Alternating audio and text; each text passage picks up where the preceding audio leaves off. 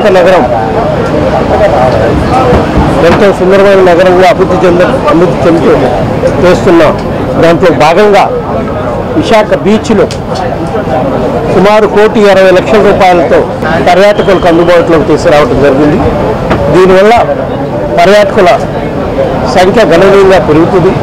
అదేవిధంగా సముద్రం నుంచి విశాఖ నగరం అందరాన్ని వీక్షించడానికి సుమారుగా 100 మీటర్స్ లోనకెళ్ళి పర్యాటకులకు ఎంతో ఆకర్షణీయంగా ఉంటుందని మేము భావిస్తున్నాం.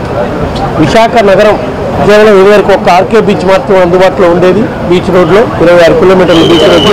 మా ప్రభుత్వం వచ్చినాక పర్యాటక రంగంపై మా గౌరవ ముఖ్యమంత్రి జగన్మోహన్ రెడ్డి గారు ప్రత్యేక దృష్టి పెట్టి విశాఖలో ఇంకా 2 పర్యాటకులకి అందుబాటులో ఉండే విధంగా ఇంకా 2 బీచ్లను కూడా డెవలప్ చేసే కార్యక్రమం మొదలుపెట్టడం జరిగింది. ఋషికొండలో ఒక బీచ్, భీమిలిలో ఒక బీచ్.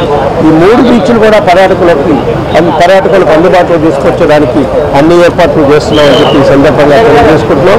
ఇదే కాదు, బీచ్ రోడ్లో ఉన్న కైలాసగిరిలో కూడా సుమారుగా ₹5 కోట్ల sky lining, cycling, zip liner, glass bridge కూడా నిర్మాణం చేయడానికి సుమారుగా ₹5 కోట్ల అన్ని ఏర్పాట్లు చేయడం జరిగింది. నిరుద్యోగ యువకులకి ఉద్యోగ అవకాశాలు కల్పించడం కూడా బాగా ఉపయోగపడుతుంది.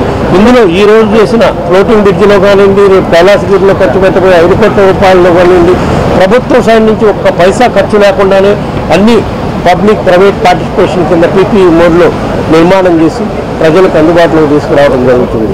ఎందుకంటే రాబోయే రోజుల్లో విశాఖ నగరం దక్షిణ భారతదేశంలోనే కాదు, దేశంలో కల్లా టూరిజంలో అత్యంత ఆకర్షణీయంగా నగరంగా అభివృద్ధి చేయడానికి మా ప్రభుత్వం కట్టుబడింది. రాబోయే రోజుల్లో ఇక్కడి నుంచి పరిపాలనా రాజధాని కూడా మా గౌరవ ముఖ్యమంత్రి గారు ప్రారంభించే కార్యక్రమం ఉంది కాబట్టి, ఇక్కడి నుంచి ప్రభుత్వం నడిపే కార్యక్రమం ఉంటుంది కాబట్టి ఈ నగరాన్ని మంచి పర్యాటకులను ఆకర్షణీయవంతంగా ఈ నగరాన్ని డెవలప్ చేసేందుకు మా ప్రభుత్వం కట్టుబడి ఉందనే దానికి ఇది ఒక నిదర్శనం అని చెప్పి ఈ సందర్భంగా తెలియజేస్తుంది.